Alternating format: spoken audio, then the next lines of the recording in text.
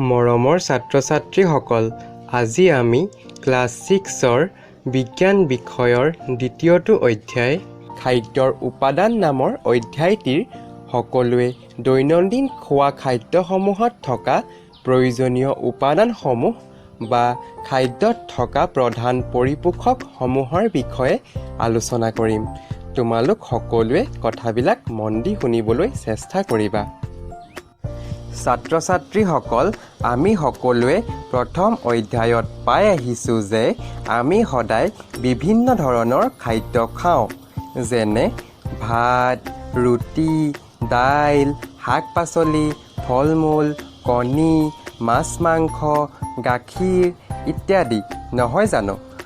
আমি সদায় নিজৰ সোৱাদ অনুসৰি বেলেগ বেলেগ খাদ্যবস্তু তৈয়াৰ কৰি খাওঁ, যাক আমি ব্যঞ্জন বুলি কওঁ। আমি সকলোৱে জানো যে সাধাৰণতে প্ৰতিসাঁজ আহাৰ আমি এবিধ বা বহুবিধ উপকৰণেৰে প্ৰস্তুত কৰোঁ, যিবোৰ আমি উদ্ভিদ আৰু প্ৰাণীৰ পৰা পাওঁ। এই উপকৰণসমূহত কিছুমান উপাদান থাকে, যিবোৰে আমাক জীয়াই থাকিবলৈ শক্তি দিয়ে, শৰীৰটো বৃদ্ধি আৰু বিকাশ হোৱাত সহায় কৰে। অৰ্থাৎ এই উপাদানসমূহ আমাৰ শৰীৰৰ বাবে অতিকৈ প্ৰয়োজনীয়। এই প্ৰয়োজনীয় উপাদানসমূহক পৰিপোষক দ্ৰব্য বুলি কোৱা হয়। এতিয়া তোমালোকৰ মনত হয়তো প্ৰশ্ন হৈছে, আমাৰ খাদ্যত থকা প্ৰধান পৰিপোষক দ্ৰব্যবোৰনো কি কি? আমাৰ খাদ্যত থকা প্ৰধান পৰিপোষক দ্ৰব্যসমূহ হ'ল কাৰ্বহাইড্ৰেট, প্ৰ'টিন, স্নেহ পদাৰ্থ, ভিটামিন আৰু খনিজ লৱণ।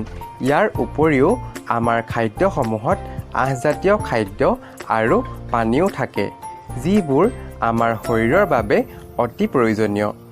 এতিয়া আমি জানিব লাগিব যে কোনবিলাক খাদ্যৰ পৰানো আমি এই পৰিপোষক দ্ৰব্যসমূহ পাওঁ। আমি সদায় খাই থকা আলু, ঘেঁহু, ভাত, অমিতা, তৰমুজ এই সকলোবোৰ খাদ্যৰ পৰা আমি কাৰ্বহাইড্ৰেট পাওঁ। ঠিক তেনেদৰে গাখীৰ, মাখন, মাছ-মাংস, কণী, পনীৰ আদিৰ পৰা আমি চৰ্বি বা স্নেহজাতীয় পদাৰ্থ পাওঁ। একেদৰে বুট, মগু, মটৰমাহ, চয়াবিন, মাছ-মাংস, কণী, গাখীৰ আদিৰ পৰা আমি প্ৰ'টিন পাওঁ। বিভিন্ন ধৰণৰ খাদ্যসমূহত ভিটামিন আৰু খনিজ লৱণ নামৰ অন্য কিছুমান প্ৰয়োজনীয় পৰিপোষক দ্ৰব্যও থাকে, যাৰ বিষয়ে আমি পিছৰটো ক্লাছত শিকিবলৈ পাম। গতিকে আমি আজি শিকিলোঁ যে আমি খোৱা খাদ্যসমূহত বহুতো পৰিপোষক দ্ৰব্য থাকে, যিবোৰ আমাৰ শৰীৰৰ বাবে অতিকৈ প্ৰয়োজনীয়। ধন্যবাদ।